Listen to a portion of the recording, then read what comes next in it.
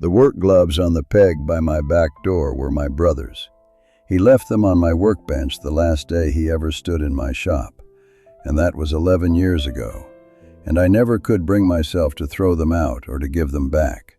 They just hung there, stiff and curled, gathering sawdust, the way the whole thing between us had gathered and hardened, until it was its own kind of furniture in the house. It started over our father's land. When the old man died, the line on the survey ran crooked through the back acres, and Daniel said one thing and I said another. And underneath the acres was every old wound a younger brother and an older brother carry without ever naming them. Words got said in the lawyer's office that you cannot unsay. I drove home and he drove home, and that was the silence we agreed to keep. Holidays came and went. His wife's funeral came and went, and I sent flowers, but I did not go in, and I have been ashamed of that every day since. I told myself I was the one who'd been wronged. I built a fair little courtroom in my chest, and I sat as judge in it for 11 years, and I always won. But a man who wins like that wakes up at 3 in the morning and stares at the ceiling and knows the truth of what he is. It was my granddaughter who undid me. She was helping me sort a box of my father's things: old keys, a pocket knife, a packet of letters tied with a shoelace. She found a photograph of 2 boys on a porch step, one with his arm slung around the other, both of us squinting and grinning into a summer that had no end to it. She asked, "Grandpa, who's that boy with you?" And I had to say it was my brother. And she asked, gentle as anything, "Why don't I know him?" I did not have an answer a child could keep. That Sunday the verse came up in the reading, and I had heard it 100 times and let it slide off me 100 times. But this time it went in like a nail finding the stud behind the plaster. "And be ye kind one to another, tender-hearted, forgiving one another, even as God for Christ's sake hath forgiven you."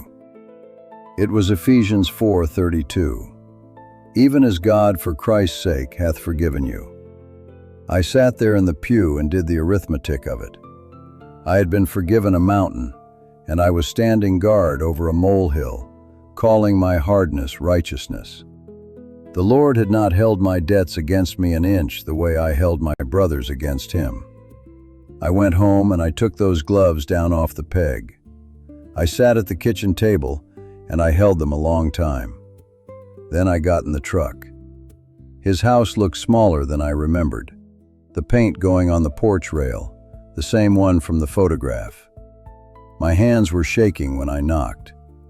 When the door opened, it was an old man standing there, gray, stooped, older than I had let myself imagine him, because in my mind he had stayed 40 and angry.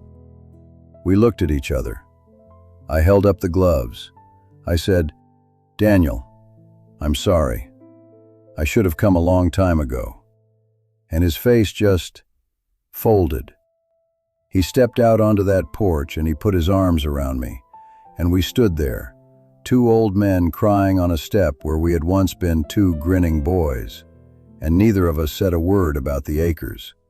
Not then, not ever. We have 3 years now that we did not used to have.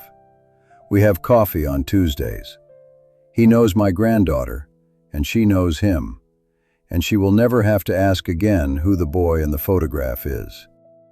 The gloves are back in his shop where they belong, and I have learned, late, what it cost me to be right for so long, and how cheap it would have been to be kind.